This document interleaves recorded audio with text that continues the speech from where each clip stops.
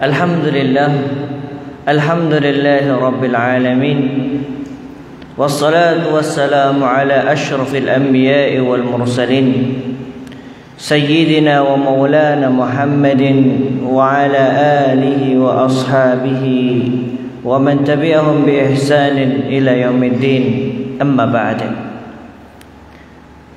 Ikhwani wa akhwati fid din, rahimani wa rahimakumullahu jami'an. Tak lupa marilah kita panjatkan puja dan puji syukur kita kehadirat Allah Subhanahu wa taala, yang mana Allah Subhanahu wa taala telah memberikan kepada kita berbagai nikmat yang tiada satu pun dari kita mampu menghitung nikmat Allah Subhanahu wa taala. Yang dengan kita bersyukur terhadap nikmat Allah Subhanahu wa taala, semoga kita senantiasa mendapatkan nikmat yang berlipat ganda, nikmat yang terus menerus, karena sebab rasa syukur kita terhadap nikmat Allah Subhanahu wa taala. Salawat serta salam tak lupa kita haturkan kepada uswah kita, suri tauladan kita Muhammad sallallahu alaihi wasallam. Semoga kita termasuk orang-orang yang senantiasa tamassak bisunnatihi alaihi salatu wassalam, orang-orang yang senantiasa berpegang teguh terhadap sunnah Rasul sallallahu alaihi wasallam. Dan semoga kita termasuk orang-orang yang senantiasa menegakkan syiar-syiar Islam, yang dengannya kita menjadi qudwah untuk saudara-saudara kita yang lainnya. Amin ya rabbal alamin. Ikhwani wa akhwati fid din, rahimani wa rahimakumullahu jami'an. Ana izin minum dulu.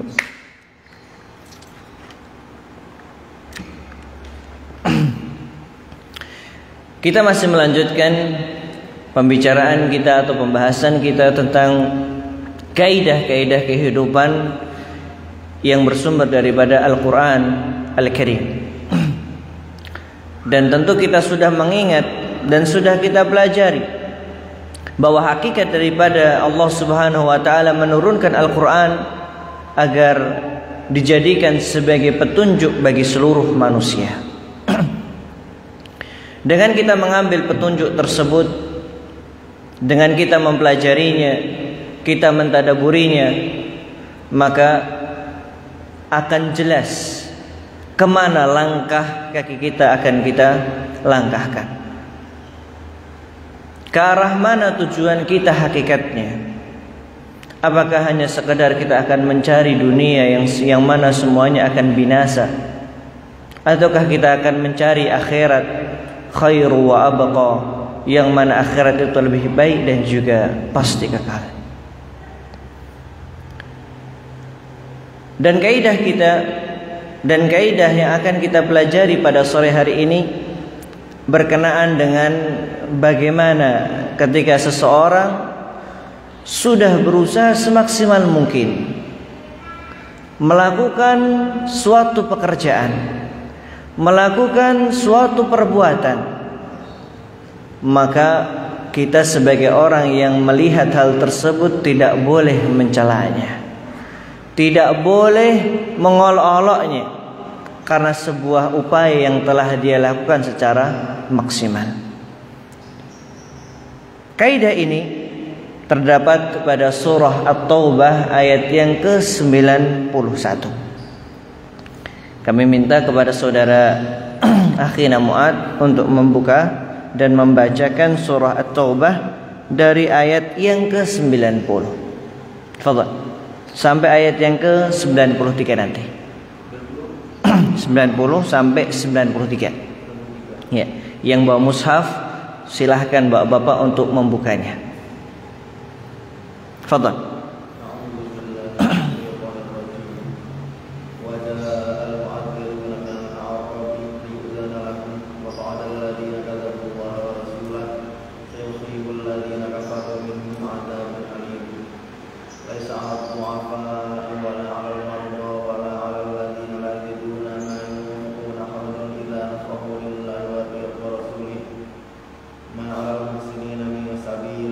والله غفور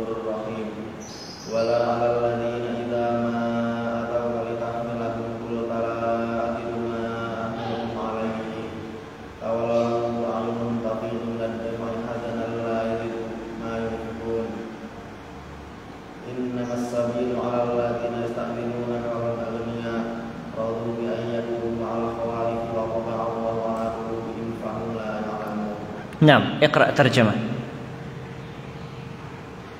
Baca terjemahannya. Dan di antara orang-orang Arab Badui datang kepada Nabi mengemukakan alasan agar diberi izin untuk tidak pergi berperang, sedang orang-orang yang mengesahkan Allah dan Rasulnya itu berdiam. Kelak orang-orang yang kafir di antara mereka akan ditimpa azab yang pedih. Tidak ada dosa karena tidak pergi berperang atas orang yang lemah, orang yang sakit, dan orang yang tidak memperoleh apa yang akan mereka infakkan apabila mereka melakukan ikhlas kepada Allah dan Rasulnya. Tidak ada alasan apapun untuk menyalahkan orang yang berbuat baik, dan Allah Maha Pengampun, Maha Penyayang. Dan tidak ada pula dosa atas orang-orang yang datang kepada Muhammad agar engkau memberi kendaraan kepada mereka, lalu engkau berkata, aku tidak memperoleh kendaraan untuk membawamu. Lalu mereka kembali sedang mata mereka berkotor air mata karena sedih, sebabkan mereka tidak memperoleh apa yang akan mereka infakkan untuk berperang. Sesungguhnya alasan untuk menyalahkan hanyalah mereka. Masya Allah, jazakallah khair. Padahal mereka orang kaya, mereka rela berada bersama orang-orang yang ikut berperang, dan Allah telah menguji hati mereka sehingga mereka tidak mengetahui perbuatan mereka. Nah, Masya Allah, jazakallah khairan. Hakikatnya bapak-bapak sekalian, ikhwani wa akhwati fiddin rahimani wa rahimakumullahu jami'an, kaidah ini atau ayat ini membicarakan tentang bagaimana ketika seorang diajak oleh Rasulullah sallallahu alaihi wasallam, diperintahkan oleh Rasulullah sallallahu alaihi wasallam untuk pergi ke medan jihad, akan tetapi di sana terbagi menjadi beberapa orang, beberapa kelompok. Kelompok yang pertama disebutkan oleh Allah Subhanahu wa taala, wa ja'al mu'adziruna minal a'rab liyu'dzana lahum wa qa'ada alladhina kadzdzabu wa qa'ada alladhina kadzdzabu Allah wa rasulah. Yaitu orang-orang yang mereka datang kepada Rasul sallallahu alaihi wasallam untuk apain? Apakah pengen infak? Enggak, ternyata minta izin sama Rasul sallallahu alaihi wasallam. Absen dulu, nggak mau untuk pergi ke medan jihad bersama Rasul sallallahu alaihi wasallam, dan mereka duduk bersama orang-orang yang tentunya mereka kufur terhadap Allah Subhanahu wa taala.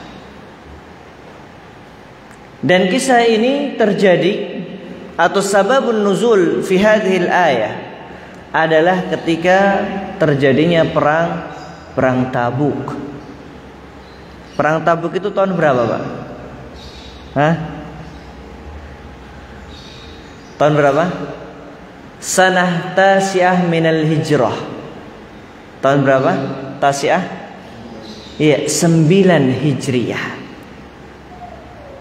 Perang Tabuk terjadi pada tahun 9 Hijriyah dan tepatnya pada bulan Rajab. Bukan Rujib, Pak. Rajab. Walaupun sebab dinamakan Rujib karena lahir di bulan Rajab, ya alhamdulillah. Ada sebab penamaan kan seperti itu. Ya, ternyata perang Tabuk terjadi pada bulan Rajab tahun 9 Hijriyah. Dan kita melihat, Pak, ternyata peperangan ini bukan dengan orang-orang kafir Quraisy, tapi melawan yang dikatakan negara adidaya ketika itu. Siapa, Pak? Iya, ada 2, Persia sama Romawi. Hanya saja kalau Tabuk ini melawan Romawi. Melawan Romawi.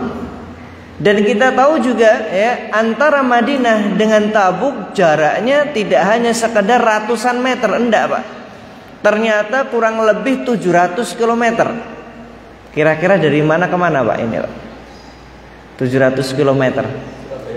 Masya Allah, Surabaya Bandung. Jazakallah khairan.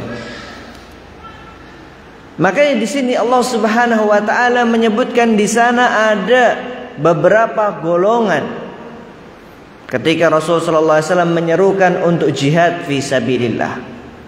Yang pertama orang-orang dari kalangan orang-orang Badui. Mereka minta izin kepada Rasulullah agar tidak ikut yang namanya perang. Kemudian golongan yang berikutnya, akan tetapi, Pak, golongan yang pertama Allah katakan sayusibul ladzina kafaru minhum adzabun alim. Allah akan turunkan tuh azab yang pedih kepada mereka yang berdusta kepada Allah dan Rasulnya, yang mereka tidak beriman kepada Allah dan Rasulnya, maka mereka akan mendapatkan siksaan dan juga azab dari Allah Subhanahu wa taala. Kemudian yang kedua, laisa 'alad du'afa. Kelompok yang kedua atau golongan yang kedua adalah orang-orang yang lemah. Ad-du'afa ya seperti bapak-bapak. Kalau bapak-bapak masih kuat Pak nggih. Levelnya naik lagi, kakek-kakek mungkin. Ya. Atau orang yang dalam keadaan sakit. Wala 'alal mardha. Entah itu sakitnya yang menjadikan dia tidak mampu untuk pergi jihad fisabilillah, tapi keinginannya ada, pengen untuk berjihad bersama Rasul sallallahu alaihi wasallam. Hanya saja karena sebab yang tidak bisa menjadikan dia pergi, akhirnya dia izin kepada Rasul sallallahu alaihi wasallam. Dan juga apa? Wala 'alal ladzina la yajiduna ma yunfiqun. Dan ternyata yang masuk dari golongan kedua juga orang-orang yang pengen jihad fisabilillah tapi nggak punya modal untuk jihad. Pernah dulu kita sampaikan bahwa jihad itu juga perlu yang namanya modal. Tidak hanya modal hati, tidak hanya modal badan, tapi modal fulus, harta. Seandainya dirinya nggak mampu untuk jihad fisabilillah, infak pun juga nggak mampu. Kenapa? Karena nggak ada harta untuk memberikan kepada kaum muslimin. Maka Allah katakan harajun, tidak mengapa untuk mereka. Alasan-alasan tersebut boleh untuk tidak ikut perang atau jihad fisabilillah. Fa idza nasahu lillahi wa rasulih ma 'alal muhsinina min sabil. Maka Allah katakan, kaidah yang akan kita pelajari pada sore hari ini adalah ma'alal muhsinina min sabil, bahwa enggak ada alasan untuk memberikan cacat atau stempel buruk kepada mereka. Ini untuk apa? Kelompok yang atau golongan yang kedua. Jangan sampai kalian celak, jangan sampai kalian cemooh orang-orang yang seperti ini. Kenapa? Karena mereka sudah berusaha, akan tetapi keadaan yang menjadikan mereka tidak mampu. Wallahu ghafurur rahim. Sesungguhnya Allah Subhanahu wa taala Maha Pengampun lagi Maha Penyayang. Kemudian Allah katakan, wala 'alal ladzina idza ma atauka litahmilahum qulta la ajidu ma ahmilukum alaih. Dan juga golongan yang ketiga yang diperbolehkan atas udzur, yaitu apa? Orang-orang yang datang kepadamu wahai Rasulullah, akan tetapi tidak ada kendaraan yang dapat membawa mereka. Artinya persediaan untuk kebutuhan jihad fisabilillah tidak dapat menopang mereka. Maka orang-orang yang seperti ini plus ditambah mereka tidak mampu untuk memberikan nafkah kepada diri mereka sendiri, membeli barang-barang untuk mereka sendiri nggak mampu. Maka orang-orang yang seperti ini pun tidak mengapa untuk tidak ikut jihad fisabilillah. Tawallaw wa a'yunuhum tafidhu minad dama. Apalagi Pak, ternyata mereka itu ketika enggak dapat ikut jihad fisabilillah, apa yang mereka lakukan? Air mata mereka merembes, air mata mereka keluar karena kesedihan tidak mampu atau tidak bisa ikut jihad fisabilillah. Kalau zaman kita mungkin ketika ada panggilan enggak bisa ikut, malah senang. Tapi berbeda dengan sahabat ridwanullah alaihim ajma'in. Mereka sedih tatkala ada sebuah kesempatan yang sangat luar biasa, akan tetapi mereka tidak bisa atau belum mampu untuk ikut jihad fisabilillah.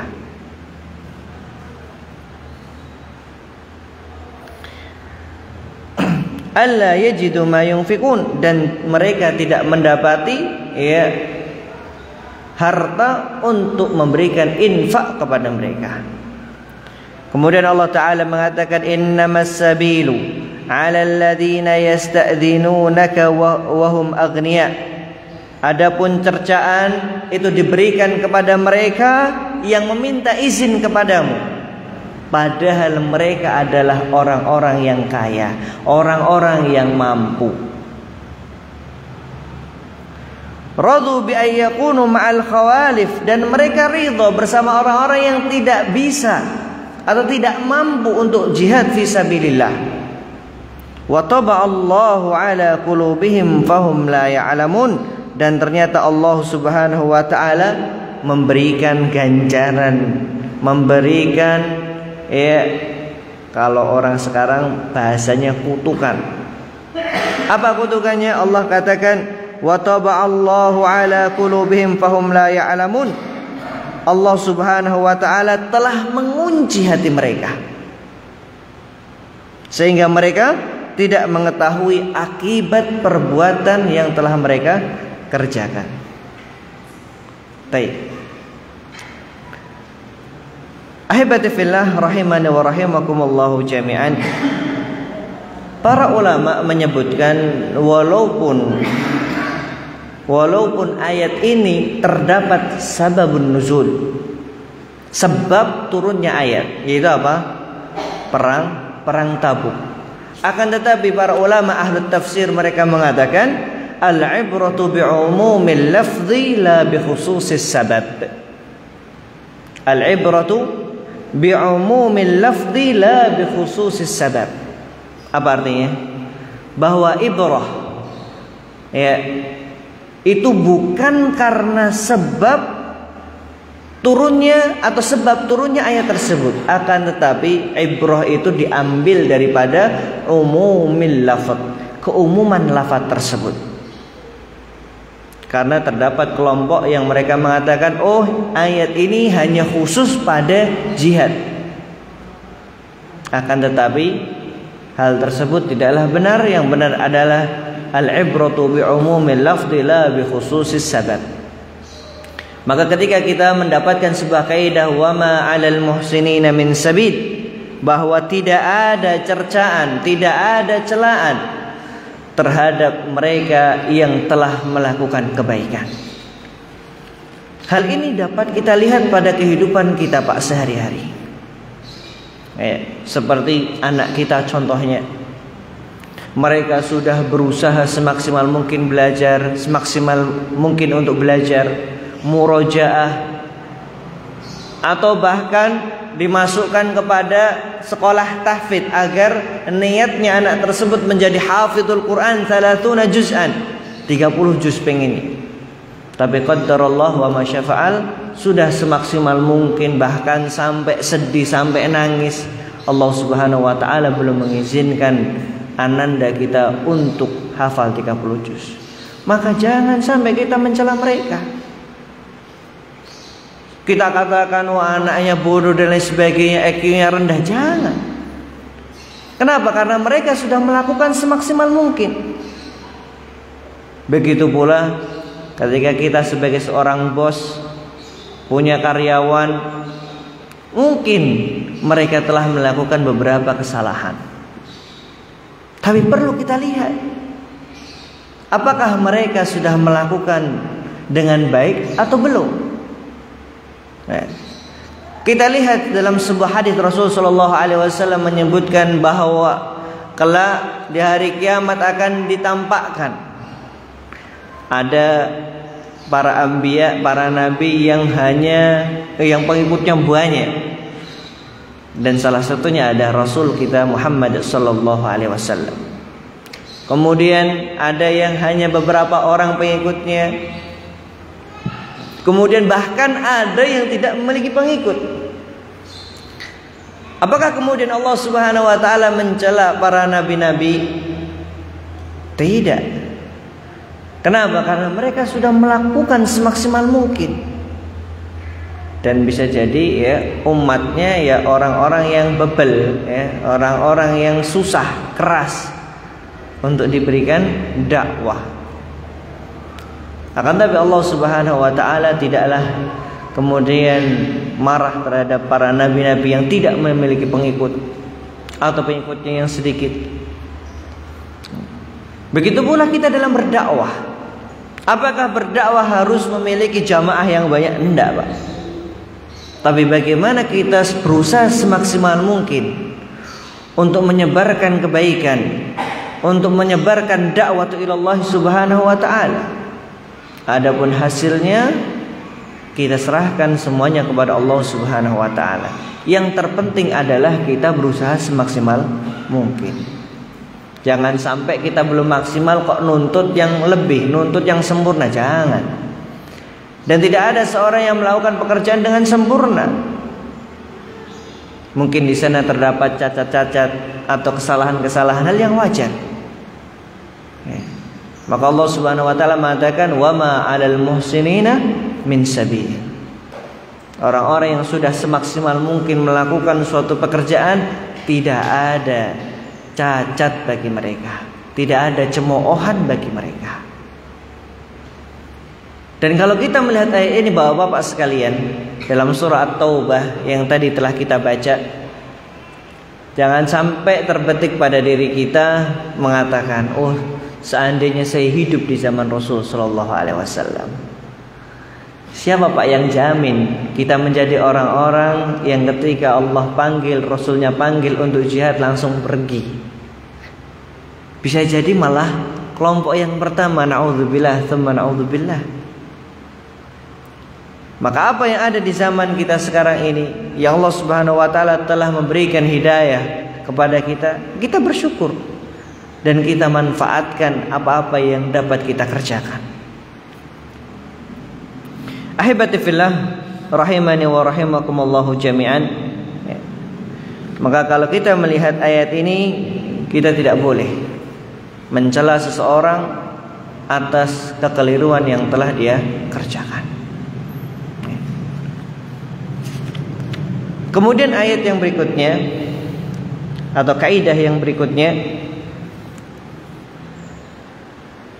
dan kaidah ini Masya Allah terdapat di beberapa ayat,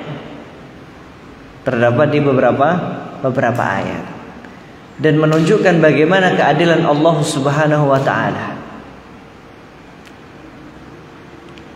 Kalau boleh kita tanya, kira-kira Pak, apa sebenarnya makna daripada adil? Ada yang mau jawab Pak? Apa itu makna adil? Apakah makna adil memberikan harta atau memberikan sesuatu dengan rata? Kalau seandainya kita mengatakan demikian, berarti konsep kita dalam memaknai sebuah keadilan bukanlah konsep daripada pandangan daripada Islam. Tapi Islam bagaimana memberikan makna daripada sebuah adil sangat luar biasa. Wad'u syai'in fi makanin munasibin. Meletakkan sesuatu sesuai dengan tempatnya. Ini Islam tatkala memberikan makna daripada keadilan. Kalau memberikan semuanya sama, ini adalah konsep orang-orang barat. Entah itu anak kecil ataupun orang dewasa, semuanya harus diberikan rata. Ini adalah konsep orang-orang barat. Adapun Islam sesuai dengan porsinya, itu namanya sebuah keadilan. Kita akan mengambil dari surah An-Najm ayat yang ke-33 sampai 41. Fadhal. Dibuka surah An-Najm ayat yang ke-33 sampai 41.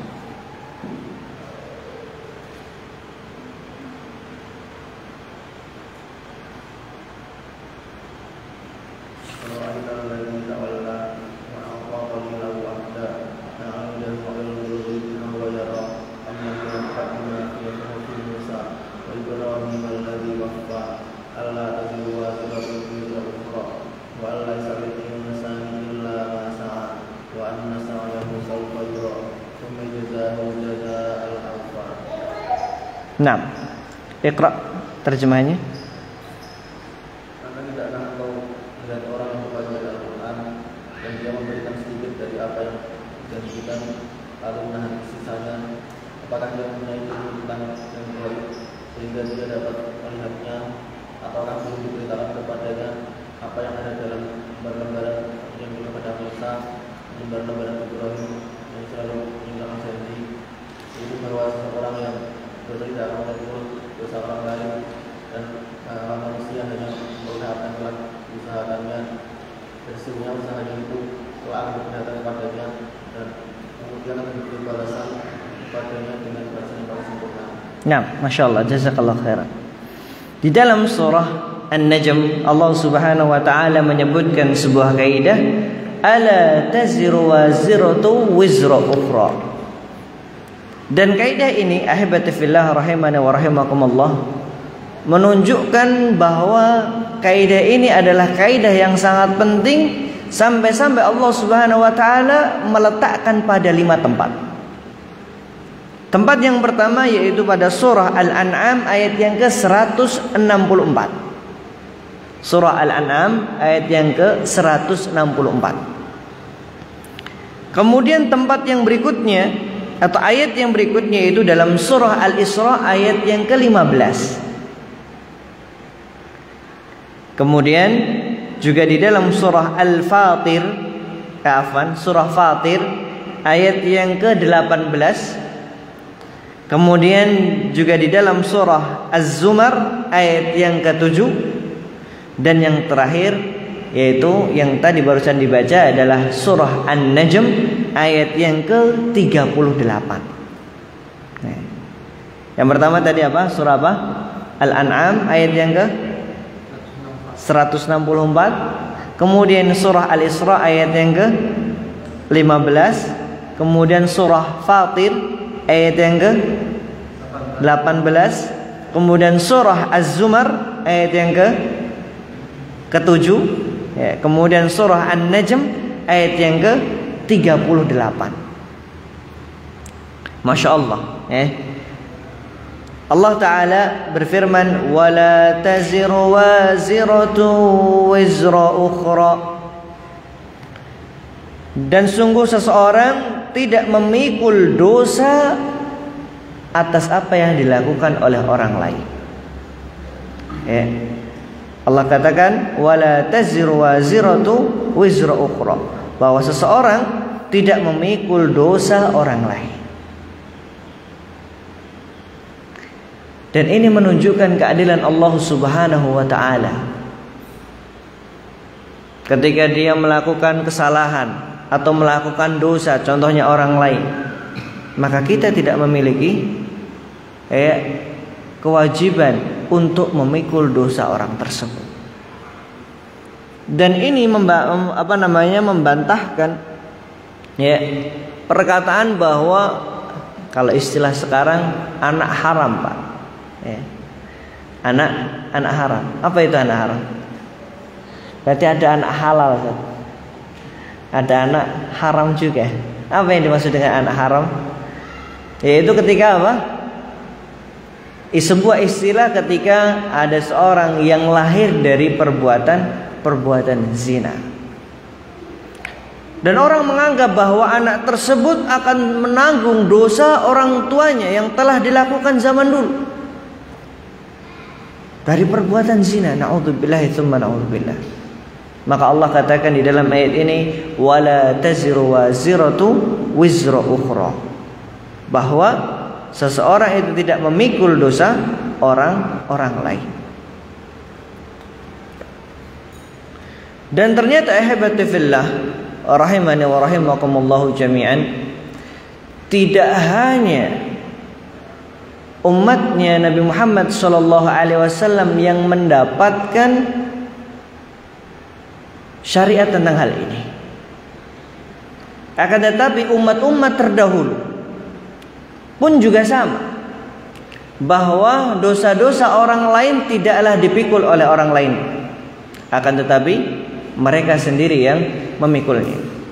Dalil akan hal tersebut adalah firman Allah Subhanahu wa ta'ala di dalam surah An-Najm yang tadi telah dibaca, afara'aita alladhi tawalla wa a'ta qalilan wa akda a'indahu 'ilmul ghaibi fa huwa yara am lahum, kemudian dikatakan di sini am lahum yunabba bima fi suhufi Musa. Pertama dalam suhufnya Nabi Musa alaihissalam.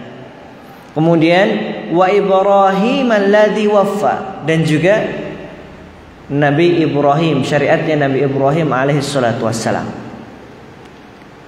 Maka ini menunjukkan, para ulama mengatakan, menunjukkan bahwa kaidah tersebut tidak hanya berlaku pada umatnya Nabi Muhammad sallallahu alaihi wasallam, akan tetapi juga terjadi pada umat-umat terdahulu. Ya. Masya Allah. Lantas bagaimana Ustaz? Ada sebuah hadis yang mengatakan, atau sebuah ayat yang mengatakan, wala yahmilunna athqalahum wa athqala ma'a athqalihim, dalam surah Al-Ankabut ayat yang ke-13. Dan juga sabda Rasul sallallahu alaihi wasallam yang berbunyi dalam hadis yang diriwayatkan oleh Al-Imam Muslim dari Zainab binti Jahash radhiyallahu anha sa'alat Rasul sallallahu alaihi wasallam faqalat lahu ya Rasulullah anuhliku wa fina salihun, apakah kita akan binasa sedangkan di antara kita terdapat orang-orang yang saleh? Maka Rasul sallallahu alaihi wasallam beliau bersabda, na'am idza kathural khabath. Iya, kalau keburukan sudah tersebar di antara kalian. Loh, bagaimana kita menggabungkan antara dua hal tersebut? Para ulama mengatakan hal ini tidak kontradiktif. Kenapa? Ayat tadi membicarakan tentang dosa orang lain, apakah bisa diwariskan ataukah bisa diberikan kepada orang lain. Maka barulah ayat yang kita baca wala taziru waziratu wizra ukhra masuk di dalam keadaan tersebut. Adapun keadaan yang ini dalam hadis Rasulullah SAW, semua akan binasa kecuali apabila keburukan telah tersebar di antara kalian, walaupun di dalamnya terdapat orang-orang yang saleh, yaitu ketika amar ma'ruf nahi mungkar tidak dilakukan pada kaum tersebut. Kita tahu keburukan kemudian kita diam-diam aja. Padahal Rasul sallallahu alaihi wasallam memerintahkan kepada kita tatkala melihat kemungkaran untuk apa? Falyughayyirhu biyadihi.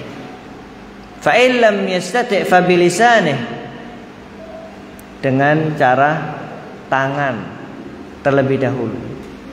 Kalau nggak mampu, kita nggak punya power, ya sudah, fabilisanih, dengan lisannya. Kalau nggak mampu lagi, fabiqalbih, maka dengan hati kita. Wadzalika adhaful iman. Di dalam hadis yang lainnya dari sahabat Adi ibn Umairah radhiyallahu anhu, beliau pernah mendengar Rasul sallallahu alaihi wasallam bersabda, Inna Allah la yu'adzibul 'amata bi'amalil khassah. Sesungguhnya Allah Subhanahu wa taala tidaklah mengazab keumuman manusia atau keumuman suatu kaum bi'amalil khassah, dengan amalan khusus atau amalan perseorang. Hatta yaral munkara baina dhahranihim,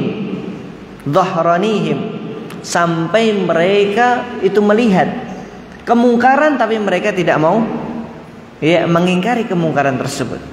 Wahum qadiruna ala ayyunkiru, sedangkan mereka itu mampu untuk mengingkari perbuatan mereka.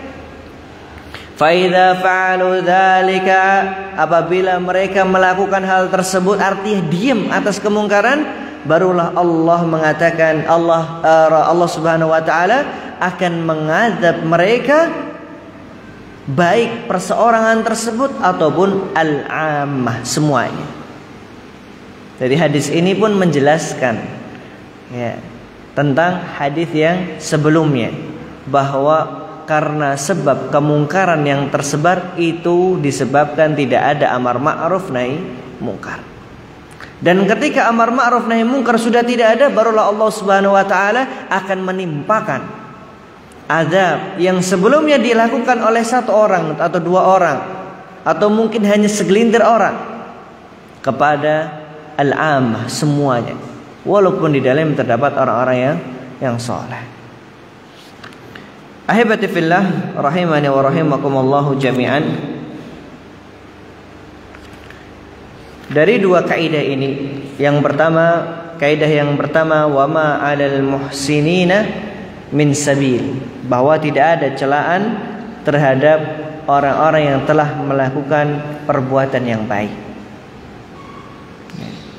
Dan jadi ingat Pak, ya, mungkin bapak-bapak pernah, dan kita pun juga pernah melihat, pernah merasakan ketika khutbah Jumat contohnya, yang harusnya khotib tersebut, ya, yang sudah ditunjuk itu naik mimbar, kemungkinan karena lupa, akhirnya nggak ada yang naik. Dan kalau nggak ada yang khutbah Jumat, jadinya apa Pak? Jadi Pak sholat Jumatnya nggak jadi kan? Kemudian mungkin ada yang naik ke atas mimbar tersebut, sudah tengok kanan tengok kiri, mana nih yang kelihatan yang paling bagus bajunya, ya, yang kelihatan cocok lah. Apalagi kalau panjenengan safar, biasanya kalau sudah pakai gamis plus jenggotan, siap-siap untuk dijadikan imam, ya. Walaupun bacaannya entah blekak-bleku atau gimana pun, kalau sudah penampilannya bagus, nah siap-siap. Jadi Pak, penampilan itu harus mencerminkan bagaimana sikap kita. Pernah? Oh, nggak jadi nanti ceritanya. Ya, artinya apa? Akhirnya orang tersebut naik ke atas mimbar, sudah berusaha semaksimal mungkin, ya, bahkan ya, kertas yang mungkin ada di sana yang isinya tentang khutbah sudah berusaha untuk dicari. Tapi qadarullah, ya, setelah dia melakukan khutbah ternyata banyak yang salah, ternyata banyak lahannya, ada sedikit kekeliruan tentang bacaannya, maka kita pun nggak boleh untuk mencela orang tersebut. Karena nggak gampang Pak, berdiri di atas mimbar, ya, kemudian ceramah, memberikan mau'izah kepada orang-orang. Apalagi sunnahnya ketika ada khatib di atas mimbar, kita itu melihat ke arah mereka, bukan melihat ke bawah Pak. Kalau melihat ke bawah dipastikan ngantuk semua Pak, ya.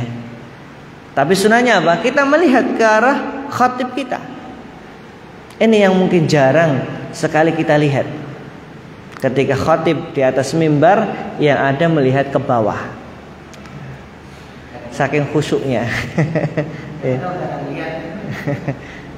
Malah nggak ngelihat kan gitu. Tapi ala kulli hal, upaya yang telah orang tersebut lakukan harusnya kita apresiasi, kita berikan, ya, surplus untuk orang tersebut. Kenapa? Karena sudah melakukan secara maksimal untuk melanjutkan sebuah ibadah, yaitu sholat Jumat.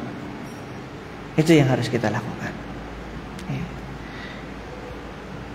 Maka Allah Subhanahu wa taala mengatakan atau berfirman, wa ma 'alal muhsinina min sabil. Dan hakikatnya Bapak-bapak sekalian, kaidah ini masih memiliki hubungan dengan kaidah-kaidah yang telah kita pelajari, yaitu apa? Wala tansawul fadla bainakum. Janganlah kalian melupakan keutamaan di antara kalian. Masih punya hubungan yang sangat erat sekali. Ketika saudara kita, teman-teman kita sudah melakukan suatu upaya kebaikan-kebaikan, jangan sampai kita lupakan. Dengan kita tidak melupakan, akhirnya kita sadar, oh, Masya Allah, fulan sudah melakukan demikian, sedangkan saya, belum pernah melakukan apa-apa. Akhirnya kata-kata yang mungkin melukai dirinya tidak jadi untuk terlontarkan. Kemudian juga kaidah yang berikutnya, yang kedua yang telah kita pelajari, yaitu apa? Wala taziru waziratu wizra ukhra, bahwa seorang tidak memikul dosa orang lainnya. Maka jangan sampai kita mencela atau bahkan terlontar di lisan kita ucapan-ucapan anak haram dan lain sebagainya, jangan. Atau mengatakan podo wae mbok karo anak, mbok ngono anake saiki dadi ngono, jangan, Pak. Karena dosa itu hakikatnya tidak turun kepada anaknya. Wallahu ta'ala alam bisawab. Ini yang bisa kita sampaikan pada sore hari ini, yaitu dua kaidah yang semoga dengan dua kaidah ini menjadikan kita lebih baik lagi daripada sebelumnya. Dan usahakan bapak-bapak sekalian, apa yang telah kita pelajari dari kaidah-kaidah Qur'aniyah kita amalkan dan juga kita ajarkan kepada anak-anak kita. Dan semoga dengan kita mengajarkan kepada mereka menjadi sebuah amalan yang terus-menerus mendatangkan pahala yang mengalir kepada kita. Karena Rasulullah SAW bersabda, "Idza matal insanu inqata 'amaluhu illa min thalath, shadaqatin jariyatin aw 'ilmin yuntafa'u bihi aw waladun salih yad'u lah." Anak yang soleh itu enggak cuma semerta-merta kita masukkan pondok ditinggal kemudian pulang jadi anak soleh, enggak, Pak. Tapi kewajiban menjadikan anak soleh adalah kewajiban kita. Ini yang paling utama. Sedangkan kita masukkan ke sekolah, sedangkan kita masukkan ke pondok pesantren hanya sebagai bentuk upaya kita untuk menutupi kekurangan-kekurangan yang mungkin kita tidak yang mungkin kita miliki. Seperti mengajarkan ilmu-ilmu fikih, ya, ilmu akidah yang benar, maka kita masukkan ke pesantren. Tapi mendidik mereka menjadi anak yang soleh, berakhlakul karimah, itulah kewajiban kita semuanya. Kewajiban kita semuanya selaku orang tua. Maka semoga anak-anak kita termasuk anak-anak yang soleh, anak-anak yang berbakti kepada orang tua, anak-anak yang senantiasa mereka menegakkan atau meneruskan perjuangan para anbiya wal mursalin alaihi wassalatu wassalam. Dan semoga Allah Subhanahu wa taala menjadikan kita orang-orang yang senantiasa menjalankan syariat-syariat Allah Subhanahu wa taala dan Rasulnya sallallahu alaihi wasallam. Hadza wa sallallahu ala nabiyina Muhammad. Apabila ada kekurangan semuanya datang dari pribadi dan juga datang dari syaitan, na'udzubillahi tsumma na'udzubillah. Apabila ada kelebihannya semuanya datang dari Allah Subhanahu wa taala, fa innahu waliyyu dzalika wal qadiru alaih. Hadza wa sallallahu ala nabiyyina Muhammad wa akhiru da'wana alhamdulillahi rabbil alamin. Tsumma assalamu alaikum warahmatullahi wabarakatuh.